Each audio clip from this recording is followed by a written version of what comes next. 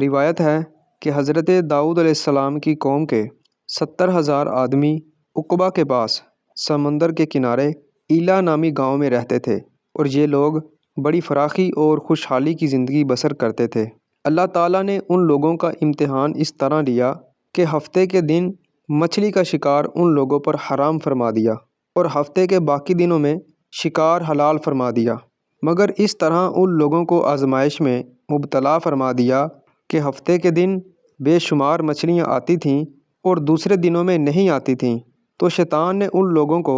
یہ حیلہ بتا دیا کہ سمندر سے کچھ نالیاں نکال کر خشکی میں چند حوض بنا لو، اور جب ہفتے کے دن ان نالیوں کے ذریعے مچھلیاں حوض میں آ جائیں تو نالیوں کا منہ بند کر دو، اور اس دن شکار نہ کرو بلکہ دوسرے دن آسانی کے ساتھ مچھلیوں کو پکڑ لو۔ ان لوگوں کو یہ شیطانی حیلہ بازی پسند آ گئی، اور ان لوگوں نے یہ نہیں سوچا کہ جب مچھلیاں نالیوں اور حوضوں میں قید ہو گئیں تو یہی ان کا شکار ہو گیا، تو ہفتے ہی کے دن شکار کرنا پایا گیا جو ان کے لیے حرام تھا۔ اس موقع پر ان یہودیوں کے 3 گروہ ہو گئے۔ نمبر 1، کچھ لوگ ایسے تھے جو شکار کے اس شیطانی حیلہ سے منع کرتے رہے اور ناراض و بیزار ہو کر شکار سے باز رہے۔ نمبر 2، اور کچھ لوگ اس کام کو دل سے برا جان کر خاموش رہے، دوسروں کو منع نہ کرتے تھے بلکہ منع کرنے والوں سے یہ کہتے تھے کہ تم لوگ ایسی قوم کو کیوں نصیحت کرتے ہو جنہیں اللہ تعالیٰ ہلاک کرنے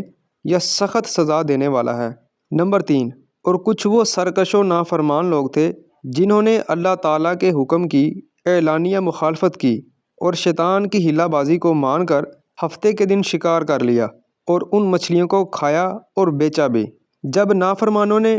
منع کرنے کے باوجود شکار کر لیا تو منع کرنے والی جماعت نے کہا کہ اب ہم ان معصیت کاروں سے کوئی میل ملاپ نہیں رکھیں گے، چنانچہ ان لوگوں نے گاؤں کو تقسیم کر کے درمیان میں ایک دیوار بنا لی اور آمد و رفت کا ایک الگ دروازہ بھی بنا لیا۔ حضرت داؤد علیہ السلام نے غضبناک ہو کر شکار کرنے والوں پر لعنت فرما دی۔ اس کا اثر یہ ہوا کہ ایک دن خطا کاروں میں سے کوئی باہر نہیں نکلا، تو انہیں دیکھنے کے لیے کچھ لوگ دیوار پر چڑھ گئے، تو انہوں نے کیا دیکھا کہ وہ سب بندروں کی صورت میں بدل گئے ہیں۔ اب لوگ ان مجرموں کا دروازہ کھول کر اندر داخل ہوئے تو وہ بندر اپنے رشتہ داروں کو پہچانتے تھے اور ان کے پاس آ کر ان کے کپڑوں کو سونگھتے تھے اور زار و زار روتے تھے، مگر لوگ ان بندر بن جانے والوں کو نہیں پہچانتے تھے۔ ان بندر بن جانے والوں کی تعداد